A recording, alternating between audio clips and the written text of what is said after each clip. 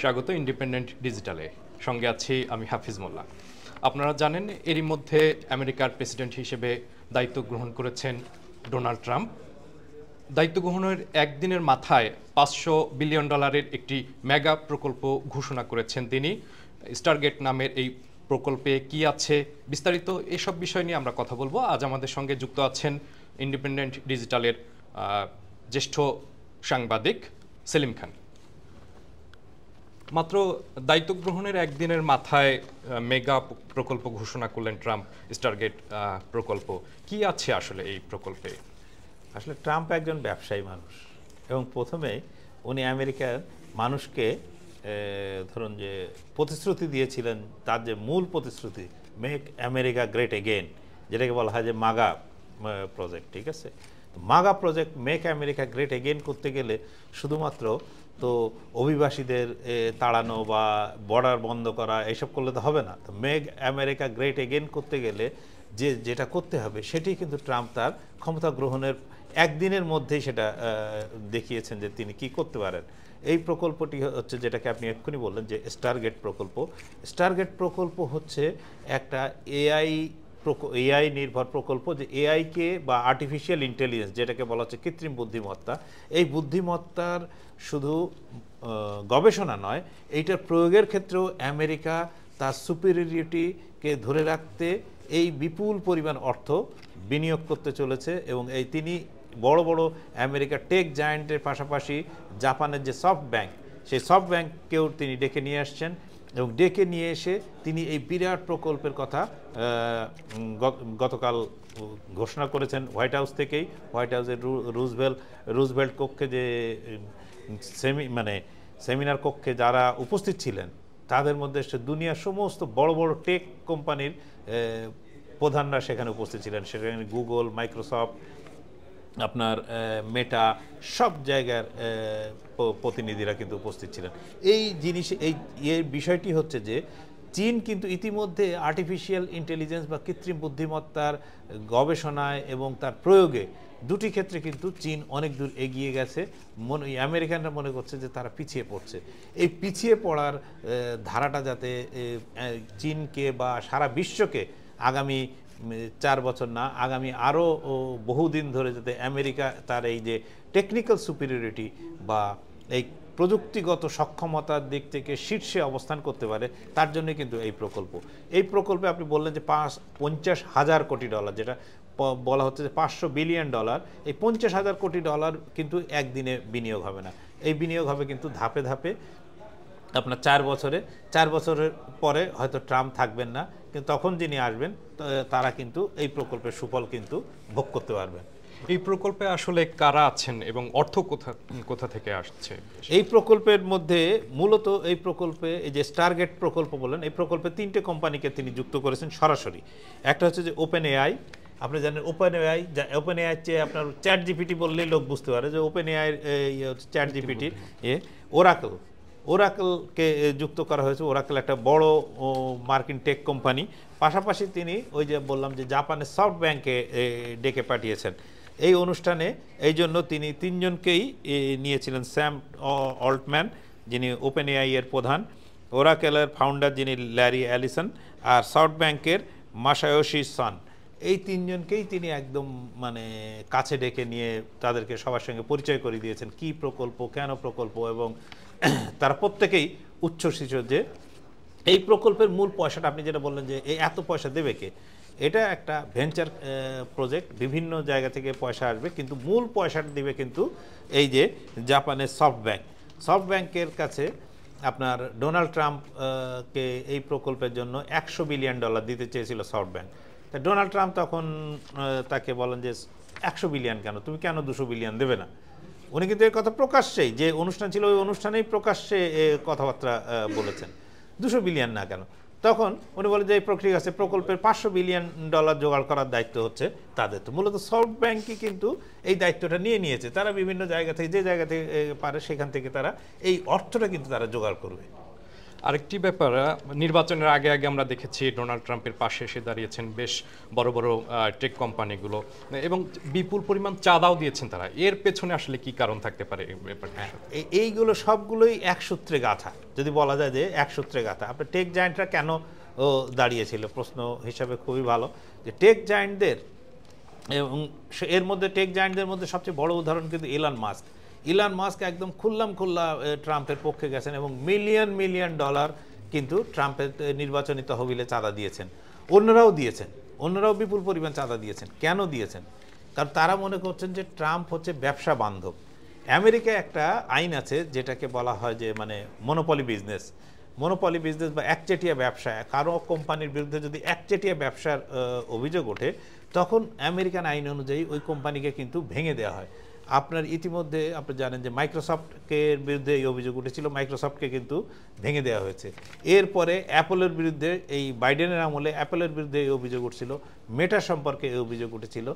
এখন তারা মনে করছে এই বড় বড় কোম্পানি তো একাধিক, আমেরিকার এই যে টেক জায়েন্টরা এরা বিপুল সম্পদের অর্থবিত্তের মালিক। এরা মনে করছে যে ট্রাম্প যদি থাকেন তাহলে আমাদের এই হ্যাসেল অন্তত বা এই ঝামেলা অন্তত পোয়াতে হবে না যে তাদের কোম্পানি ভেঙে দুটুকরো করে দেবে, বা তাদেরকে কোনো জায়গায় বিনিয়োগ কত করছে, কিংবা তাদেরকে ট্যাক্সের যে ছাড়, এই বড় বড় কোম্পানির উপর কিন্তু আপনার আমেরিকান গভর্নমেন্ট কিন্তু অন্যান্য সরকার ট্যাক্স বসাতে চেয়েছিল। তারা এখন যদি ট্রাম্পের কাছ থেকে ট্যাক্সের একটা বড় অঙ্ক ছাড় পান, আপনি সবচেয়ে পৃথিবীর বড় কোম্পানি হচ্ছে অ্যাপল, এই অ্যাপলের ট্রিলিয়ন ডলার, মানে যে পরিমাণ পয়সা, এই পরিমাণ বহু দেশের বাজেট যোগ করলেও এত পয়সা হবে না। তো এই অ্যাপলের মতন কোম্পানিগুলো যে পরিমাণ ট্যাক্স আসে, সেই ট্যাক্স থেকে যদি তারা কিছু রিবেট পায় বা ছাড় পায়, তাহলে সেই পরিমাণ কিন্তু তাদের কাছে বিরাট। ফলে তাদের প্রফিটের অঙ্ক কিন্তু মানে মুহূর্তের মধ্যেই বিপুল অঙ্কের প্রফিট বেড়ে যাবে। ফলে তারা সবাই এখন ব্যবসায়ী ট্রাম্প, মানে প্রেসিডেন্ট ট্রাম্প না, তারা ব্যবসায়ী ট্রাম্পের পেছনে এসে দাঁড়িয়েছে, যে ট্রাম্প ব্যবসায়ী, অতএব সুযোগ সুবিধা যা আছে আমরা ওখান থেকেই পেতে পারবো।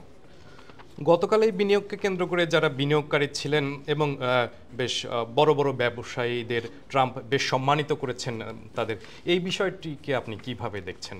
হ্যাঁ, দেখুন যে প্রথমে গতকালের অনুষ্ঠান যারা দেখেছেন, টিভিতে দেখে থাকতে পারেন, কারণ প্রত্যেকটা টিভি চ্যানেল সরাসরি সম্প্রচার করেছে, আমেরিকান টিভি চ্যানেলগুলো। এর পাশাপাশি যদি আপনি ইউটিউবে গিয়েও দেখেন, অন্যান্য সোশ্যাল মিডিয়া প্ল্যাটফর্মে গিয়ে দেখেন, তাহলে এই জিনিসটা কিন্তু সত্যি শিক্ষণীয় যে মার্কিন প্রেসিডেন্ট হিসেবে তিনি উঠলেন, পোডিয়ামে উঠে তিনি এই প্রকল্পের কথা ঘোষণা করলেন। তিনি যেমন চিরাচরিতভাবে যেরকমভাবে নিজের সুপিরিয়রিটির কথা বলেন, যে প্রথম দফায় আমি দ্বিতীয় দফায় আমি আবার এসে গেছি, সুতরাং আমেরিকা আবার তার মহান হওয়ার পথে যাত্রা শুরু করেছে, আমি এই সময় ঘোষণা করছি যে এই স্টারগেট প্রকল্পে। এরপরে তার বক্তব্য শেষ করার পরে তিনি যেটি করলেন, তিনি একে একে প্রথমে মানে ওরাকলের প্রধানকে ডাকলেন। ওরাকলের প্রধান বক্তব্য দিয়ে তার বক্তব্য কিন্তু সংক্ষিপ্ত করে নেমে যাচ্ছিলেন। সেইখানে কিন্তু উনি ওরাকলের প্রধানকে নিজেই আবার পোডিয়ামের পাশে দাঁড়িয়ে ওইখানে তিনি প্রশ্ন করলেন, উনি আবার তার বক্তব্যকে দীর্ঘায়িত করলেন। এরপরে উনি ডাকলেন এই যে ওপেন এআই এর স্যাম অল্টম্যানকে। ওই স্যাম অল্টম্যান তার কথায় যুক্তি দিলেন যে কি করবেন তারা এই যে এআই, মানে আর্টিফিশিয়াল ইন্টেলিজেন্স বা এআই এর বিষয়ে। এরপরে তিনি যে জাপানি বিনিয়োগকারী যে মাসায়োশি সান, তিনি কিন্তু ইংরেজি একটু হয়তো অতটা মানে আমেরিকানদের মতো দক্ষ না, কিন্তু তিনি এটাকে বললেন যে এই প্রকল্পের মাধ্যমে আমেরিকা গোল্ডেন এজে প্রবেশ করতে চলেছে, কারণ এই প্রকল্পে প্রায় 1 লাখের বেশি লোক শুধু সরাসরি কর্মসংস্থান। আপনার ইতিমধ্যে কিন্তু টেক্সাসে 10টা বিল্ডিং তৈরি করা হয়েছে। তো এই যে ওই 3 জনকে ডেকে পোডিয়ামে তুলে, এটা কিন্তু সচরাচর আমেরিকান প্রেসিডেন্টরা ঘোষণা করেন, সবাই বাইরে দাঁড়িয়ে থাকে, মানে উনি রাজা আর সবাই প্রজা, এরকম আর কি থাকে, যত বড়ই ব্যবসায়ী হোক না। কিন্তু ট্রাম্প যেভাবে ওই 3 জনকে পোডিয়ামে তুলে আপনার সম্মানিত করেছেন, তাতে বোঝা যায় যে ব্যবসায়ী যারা বিনিয়োগকারী, যদি কোনো দেশ বেসরকারি বিনিয়োগের উপর, এখানে তো সরকারি বিনিয়োগ হবে না, এটা বেসরকারি বিনিয়োগের পুরোপুরি নির্ভর। তো এই বেসরকারি বিনিয়োগ যদি চায়, তাহলে এই বেসরকারি বিনিয়োগকারী যারা, তাদেরকে উপযুক্ত সম্মান দিতে হবে। তাদেরকে উপযুক্ত সম্মান দিলেই কিন্তু তারা সেই সম্মানের প্রতিদানও কিন্তু তারা দেবেন। আর তাদের উপর যদি আপনি স্টিম রোলার চালান তাহলে কিন্তু আপনি কোনো কিছুই পাবেন না। এই ট্রাম্প, এই জায়গাটা, ট্রাম্প যেহেতু আমেরিকার প্রেসিডেন্টের মধ্যে সবচেয়ে ধনীতম প্রেসিডেন্ট, সবচেয়ে ধনী, তো সবচেয়ে ধনী প্রেসিডেন্ট এবং ব্যবসায়ী উনি, তো উনি নিজে বোঝেন যে একটা ব্যবসায়ীর সেন্টিমেন্ট কি। ফলে উনি যে সম্মান দেখিয়েছেন প্রত্যেকেই, আপনার মানে ওইখানে যারা উপস্থিত ছিলেন, আগেই বলেছি যে ওখানে তাদের এই পোডিয়ামের সামনের সারিতে যারা বসেছিলেন তারা প্রত্যেকেই বড় বড়, সে গুগল, ফেসবুক, মানে গুগল, মেটা, আপনার মাইক্রোসফট, এই সহ বড় বড় আমেরিকান যারা টেক জায়ান্ট আছে তাদের প্রধানরা কিন্তু সামনের সারিতে বসেছিলেন এবং তারাও দেখছেন যে কিভাবে দেশের প্রেসিডেন্ট, মানে যে বিনিয়োগকারী ব্যবসায়ী, তাকে কিভাবে, মানে বিনিয়োগটা আমেরিকায় হচ্ছে, সেই জন্যই কিন্তু এত কিছু, যে উনি কিন্তু বিনিয়োগটা, যে ওই টেক কোম্পানিগুলো বাইরের কোনো দেশে বিনিয়োগ করছে বিষয়টা এইটা না, বিষয়টা যেহেতু বিনিয়োগটা আমেরিকার মাটিতেই হবে এবং আমেরিকার লোকের জন্যই যে চাকরির সুযোগ সুবিধা এবং আমেরিকা এই যে এআই এর ব্যাপারে যে শ্রেষ্ঠত্ব অর্জন করবে, এই জন্যেই কিন্তু এত কিছু করা। যে কথাটা কিন্তু ব্যবসায়ী হিসাবে আপনার ওরাকেলের যিনি প্রধান, ওরাকেলের প্রধান একটা খুব ভালো ব্যাখ্যা, ওনাকে যখন ট্রাম্প থামিয়ে দ্বিতীয়বার বললেন, তখন উনি একটা ব্যাখ্যা দিলেন যে দেখেন এআই, এত আমরা বলছি যে এআই কী করবে, উনি এটা খুব সহজভাবে যাতে সব মানুষ বুঝতে পারে এই কথা বলার সময় উনি বললেন যে মানুষের এআই এর এত ক্ষমতা আছে যে মানুষ সাধারণ একটা ব্লাড টেস্ট থেকে শুধু যদি কারো ক্যান্সার হয়ে থাকে সেটা তো ডিটেক্ট করবে, এমনকি এর ক্যান্সার হওয়ার কোনো সম্ভাবনা আছে কি না কোনো ব্যক্তির হলে কতদিনের, এইটা কিন্তু এআই দিয়েই, তার ব্লাডের একটা পরীক্ষা থেকে এআই দিয়েই ডিটেক্ট করা সম্ভব হবে। মানে এআই এই একটা সাধারণ মানে বিষয় থেকে আমরা বুঝতে পারছি যে চিকিৎসা বিজ্ঞানকে এআই কোন লেভেলে নিয়ে যাবে। তো এই চিকিৎসা বিজ্ঞান তো এইখানে অলরেডি তো আপনার এআই এর ব্যবহার বিভিন্ন ক্ষেত্রে শুরু হয়ে গেছে এবং এই দুনিয়াকে যারা আমরা ধরেন প্রথমে কম্পিউটারের ব্যবহার শুরু করেছিলাম আমাদের চাকরি জীবনে, শুরুতে যখন বলেছিল ভয়ে ব্যবহার করতাম, তারপরে দেখলাম মোবাইল ফোন তখন ছোট নর্মাল মোবাইল ফোন, এরপরে আসলো যে আপনার টাচ স্ক্রিন স্মার্টফোন, এই স্মার্টফোনের দেখলাম, অ্যান্ড আসছে পরবর্তী যুগ, আসছে এআই এর যুগ। এই এআই এর পুরো বিষয়টাকে ধরার জন্য কিন্তু আমেরিকা পুরোপুরি বলা যায় যে এখন ট্রাম্পের নেতৃত্বে ঝাঁপিয়ে পড়েছে। আসলে প্রকল্পটা আগেই ছিল, এই প্রকল্পটা ট্রাম্প উদ্বোধন করলেন বা ঘোষণা করলেন, কারণ ইতিমধ্যে টেক্সাসে 10টি বড় বড় বিল্ডিং তৈরি করা হয়েছে, তার জন্য যে ইনফ্রাস্ট্রাকচার সেটা তৈরি করা হয়েছে এবং ঘোষণা দেওয়া হয়েছে যে মানে শুধু টেক্সাসে না, এর বাইরেও আমেরিকার বিভিন্ন জায়গায় আপনার এই প্রকল্পের জন্য বিল্ডিং এবং অন্যান্য কিছু তৈরি হবে। সুতরাং সারা আমেরিকা জুড়েই মানুষের কর্মসংস্থান এবং অন্যান্য জিনিস তৈরি হবে। কোনো জায়গায় যদি ধরেন একটা আমেরিকার মতন দেশে একটা জায়গায় যে 5,000 লোক কাজ করে, তো ওই জায়গায় কিন্তু একটা সিটি গ্রো করে বা একটা সিটির হাল ফিরে যায়। তো এরকম যদি ডাইরেক্ট 1 লাখ লোক, এবং এটা তো হাই পেড লোক হবে, তো এই ধরনের কর্মীরা যখন যুক্ত হবেন তখন কিন্তু ওই জায়গার ওই স্থানীয় ওইসব জায়গার পুরো চালচিত্রটাই বদলে যাবে। এটা কিন্তু ট্রাম্প বোঝেন এবং আমেরিকানরা ওটা বুঝতে শুরু করেছে। সব মিলিয়ে আসলে বিপুল পরিমাণ অর্থের একটা বিনিয়োগ, বিপুল সম্ভাবনাময় একটি খাত প্রকল্প বলা হচ্ছে কি, এক্ষেত্রে বাংলাদেশিদের জন্য কোনো সুযোগ আছে কিনা স্টারগেট এই প্রকল্পে? এই স্টারগেট প্রকল্পে আপনি এইটাই হচ্ছে ধরেন আমাদের জন্য যদি বলি যে এত বকার কি আছে, আমেরিকা করবে, আমেরিকার বড় বড় টেক জায়ান্টরা এটা করবে, আমেরিকার লোক চাকরি পাবে, তো সো হোয়াট, আমাদের কি? আমাদের জন্যও, আমরা যারা বাংলাদেশিদের জন্যও কিন্তু একটা বড় সুযোগ কিন্তু আছে, কারণ এই এআই নিয়ে যারা কাজ করবেন এই বিপুল পরিমাণ লোক কিন্তু আমেরিকাতেও নেই। এই বিপুল পরিমাণ লোকের জন্য তাদের কিন্তু বাইরে থেকে লোকের প্রয়োজন হবেই, এইটা কোনোভাবে তারা অস্বীকার করতো না। তাদের ইউনিভার্সিটি থেকে এত মানে এআই নলেজেবল গ্রাজুয়েট বা পোস্ট গ্রাজুয়েট বা এই ধরনের তারা তৈরি করতে পারে না যে তাদের বাইরে থেকে। তো এই আমাদের যারা এই কম্পিউটার সায়েন্স নিয়ে পড়ছেন, যারা এআই নিয়ে কাজ করছেন, তাদের জন্য কিন্তু আমেরিকার দ্বার উন্মুক্ত হতে পারে। আপনার একটা বলি যে এই আমেরিকার প্রেসিডেন্ট আইজেনহাওয়ারের সময় যখন আমেরিকাকে তারা ঠিক করলেন, আইজেনহাওয়ার পরে বসে ঠিক করলেন যে আমেরিকাকে যদি ব্যবসা বাণিজ্য সব দিক দিয়ে যদি আমেরিকাকে যুক্ত করতে হয় তাহলে একমাত্র যুক্ত হচ্ছে হাইওয়ে তৈরি করা।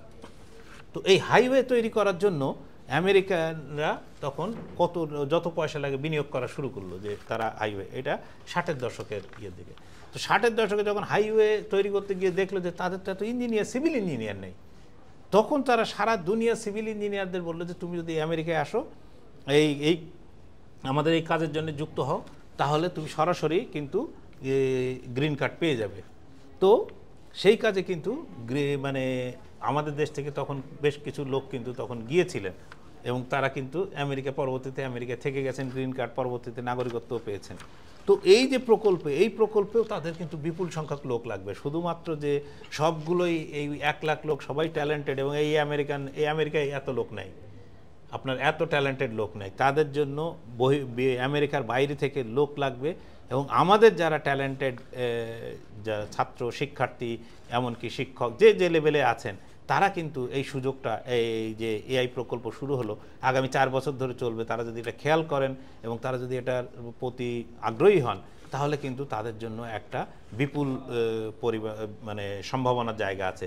কারণ ইতিমধ্যে আমরা জানি যে আমাদের বিশেষত বুয়েট থেকে পাশ করা বা অন্যান্য আরও ইউনিভার্সিটি, আমি বুয়েটের কথাই বলতে পারি, বহু মেকানিক্যাল ইঞ্জিনিয়ার কিন্তু আমেরিকান অটোমোবাইল শিল্পের সঙ্গে যুক্ত, এবং তারা কিন্তু খুব ভালো কাজ করছেন এবং খুব ভালো অবস্থানে আছেন। ফলে এই যে নতুন 50,000 কোটি টাকার প্রকল্প, এই প্রকল্পে তারা যে যুক্ত হওয়ার যে একটা চান্স বা সম্ভাবনা, সেই সম্ভাবনার কাজে লাগানোর দায়িত্ব কিন্তু আমাদের, বা আমরা এখানে যারা আছেন, প্রবাসে যারা বাংলাদেশিরা আছেন, প্রবাসী বাংলাদেশি, তারা তো নিশ্চয়ই তা করবেন, কারণ তারা আমেরিকান হয়ে গেছেন, সুতরাং তাদের ওটা তো আর কাউন্টেবল না আমাদের জন্য। কিন্তু আমাদের দেশ থেকে আমি মনে করি যারা এই এখনও এআই নিয়ে পড়াশোনা করছেন, কম্পিউটার সায়েন্স নিয়ে পড়াশোনা করছেন, তাহলে আগামী 4 বছর বা পরবর্তী সময় তাদের জন্য কিন্তু একটা বিরাট সম্ভাবনার দুয়ার খুলে যাচ্ছে আমেরিকায়, এবং এইটাকে কাজে লাগাবেন কিভাবে, এইটা হচ্ছে কিন্তু আমাদের মূল দায়িত্ব। আশা করি যারা পড়াশোনা করছেন তারা যথেষ্ট এই ব্যাপারে মানে উদ্যোগী হবেন, এবং যাতে এই সুযোগটা আমরা কাজে লাগাতে পারি, সেটা পুরোপুরি দায়িত্ব হচ্ছে কিন্তু তাদের, পাশাপাশি সরকারেরও দায়িত্ব যে এই ট্যালেন্টগুলোকে কিভাবে সঠিক জায়গায় সঠিক লোককে পাঠানো যায়। অনেক ধন্যবাদ। আজ এ পর্যন্তই। দেশ বিদেশের সব খবর দেখতে চোখ রাখুন ইন্ডিপেন্ডেন্ট ডিজিটালে। আর বিস্তারিত তথ্যের জন্য ভিজিট করুন itvbd.com।